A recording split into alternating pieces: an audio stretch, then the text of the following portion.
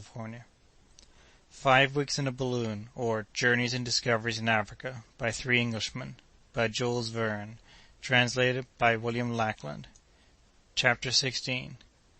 Symptoms of a Storm, The Country of the Moon, The Future of the African Continent, The Last Machine of All, A View of the Country at Sunset, Flora and Fauna, The Tempest, The Zone of Fire, The Starry Heavens. "See," said Joe, "what comes of playing the sons of the moon without her leave. She came near serving us an ugly trick. But say, master, did you damage your credit as a physician?" "Yes, indeed," chimed in the sportsman. "What kind of dignitary was this Sultan of Kazeh?" "An old half-dead sot," replied the doctor, "whose loss will not be very severely felt. But the moral of all this is that honors are fleeting, and we must not take too great a fancy to them." "So much the worse," rejoined Joe. "I like the thing to be worshipped. Play the gods as you like.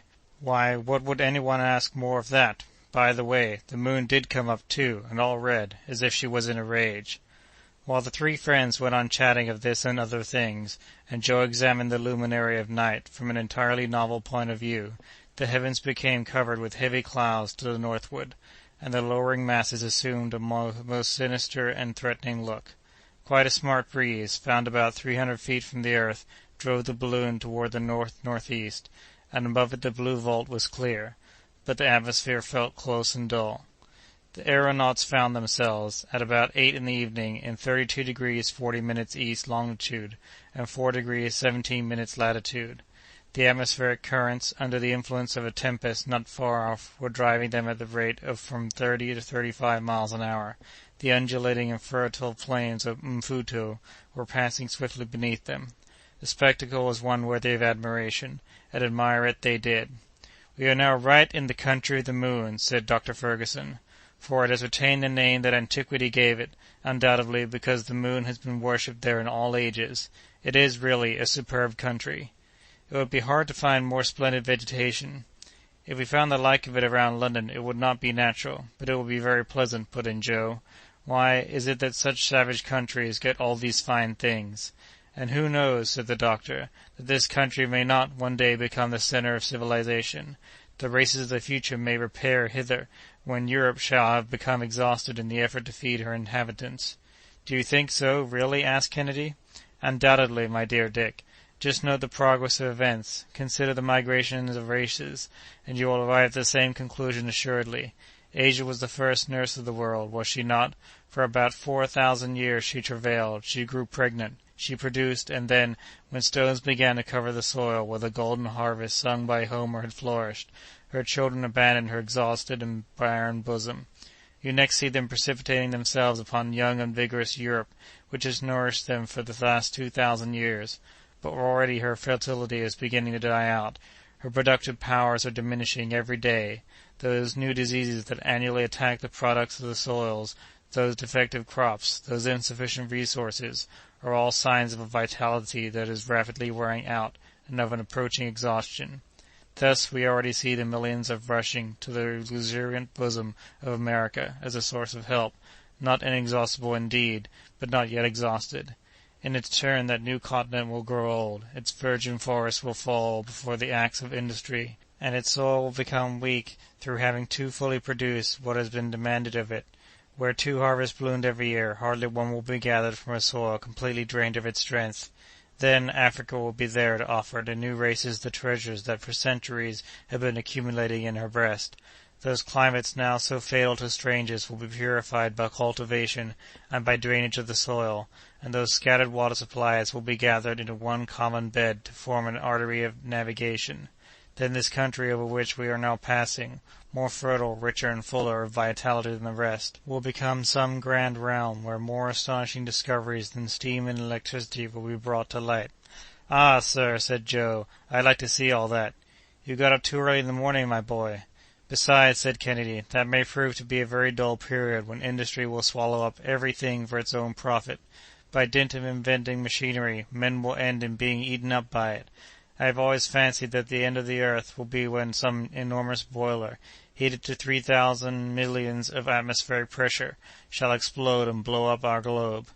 "And I add that the Americans," said Joe, would not have been the last to work at the machine. In fact, assented the doctor, they are great boiler-makers. But, without allowing ourselves to be carried away by such speculations, let us rest content with enjoying the beauties of this country of the moon, since we have been permitted to see it. The sun, darting his last rays beneath the masses of heaped-up cloud, adorned with a crest of gold the slightest inequalities of the ground below. Gigantic trees, arborescent bushes, mosses on the even surface, all had their share of this luminous effulgence. The soil, slightly undulating, here and there rose into little conical hills. There were no mountains visible on the horizon. Immensely brambly palisades, impenetrable hedges of thorny jungle, separated the clearings dotted with numerous villages, and immense euphorbiae surrounded them with natural fortifications, interlacing their trunks with the coral-shaped branches of the shrubbery and undergrowth. Ere long the Malagazeri, the chief tributary of Lake Tanganyika, was seen winding between heavy thickets of verdure, offering an asylum to many watercourses that spring from the torrents formed in the season of freshets, or from ponds hollowed in the clayey soil.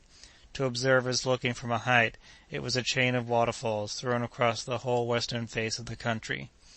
Animals with huge humps were feeding in luxuriant prairies, and were half hidden, sometimes in the tall grass. Spreading forests in bloom redolent of spicy perfumes presented themselves to the gaze like immense bouquets. But in these bouquets lions, leopards, hyenas, and tigers were then crouching for shelter from the last hot rays of the setting sun. From time to time an elephant made the tall tops of the undergrowth sway to and fro, and you could hear the crackling of huge branches as his ponderous ivory tusks broke them in his way. "What a sporting country!" exclaimed Dick, unable longer to restrain his enthusiasm. "Why, a single ball fired at random into those forests would bring down game worthy of it. Suppose we try it once." "No, my dear Dick. The night is close at hand. A threatening night with a tempest in the background, and the storms are awful in this country, where the heated soil is like one vast electric battery." "You're right, sir," said Joe. "The heat has got to be enough to choke one, and the breeze has died away. One could feel that something's coming."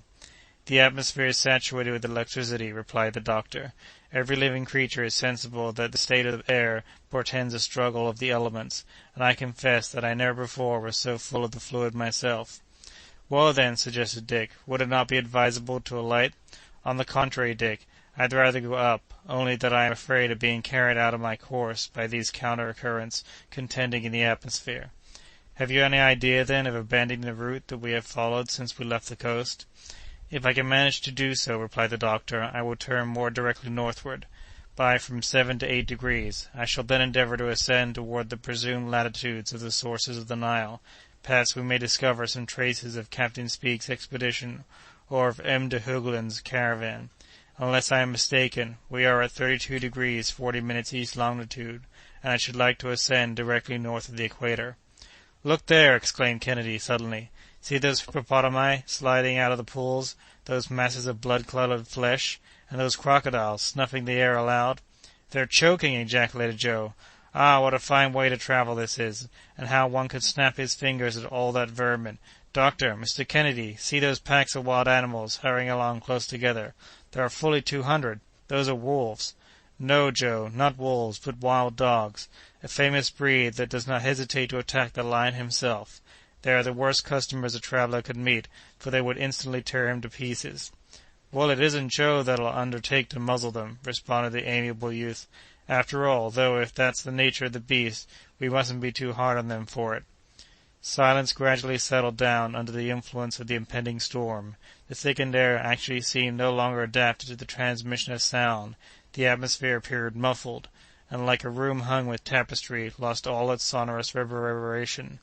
The rover bird, so called, the coroneted crane, the red and blue jays, the mocking-bird, the flycatcher, disappeared among the foliage of the immense trees, and all nature revealed symptoms of some approaching catastrophe.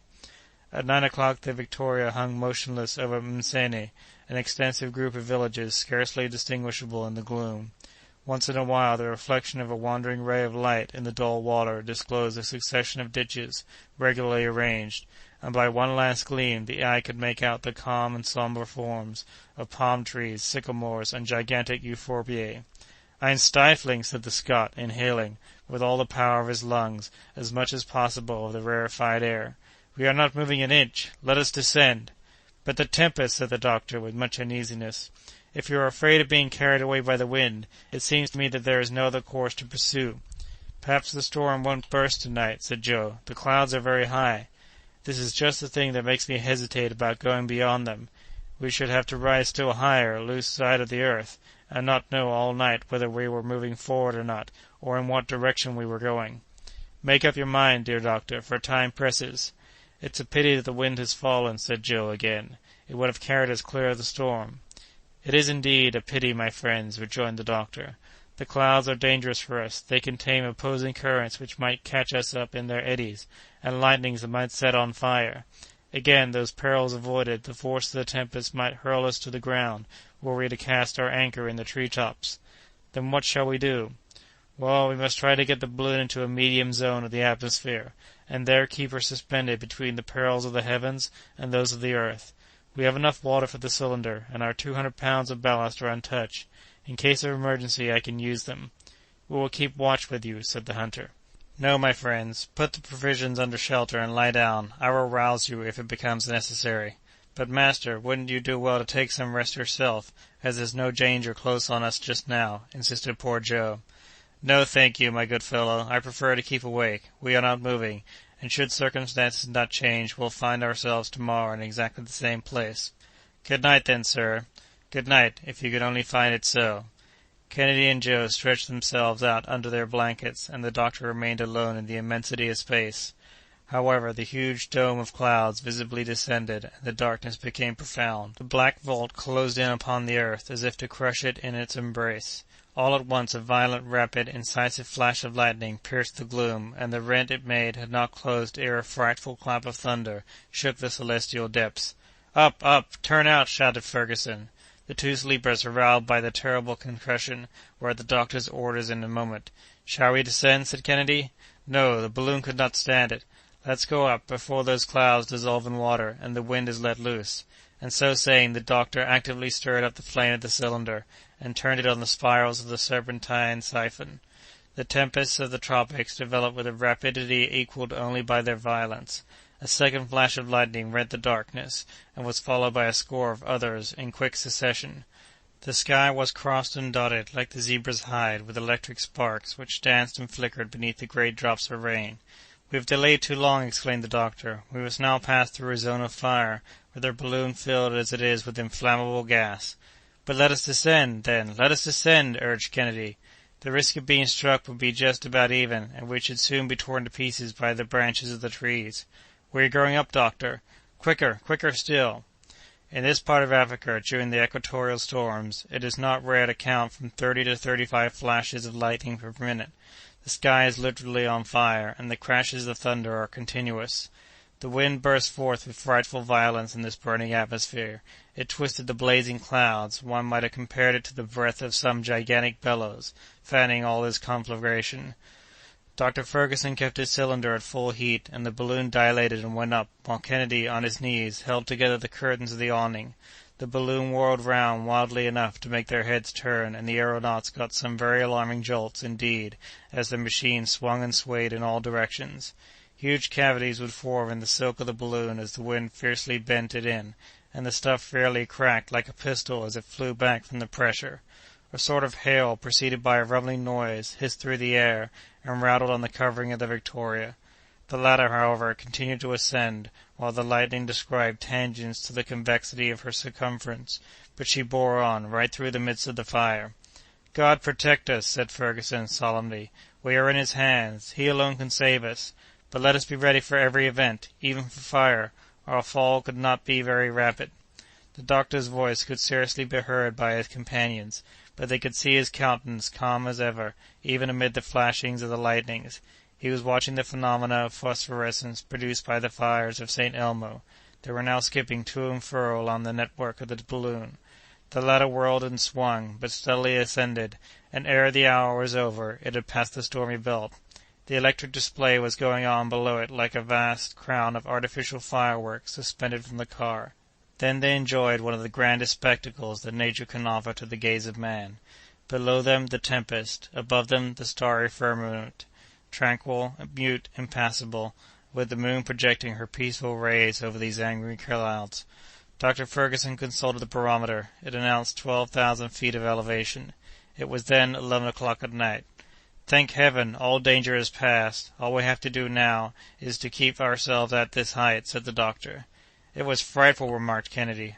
"Oh," said Joe, "it gives a little variety to the trip, and I'm not sorry to have seen a storm from a trifling distance up in the air. It's a fine sight." End of Chapter 16 of 5 Weeks in a Balloon. Recording by Alexi Talander, Davis, California. www.alexitalander.com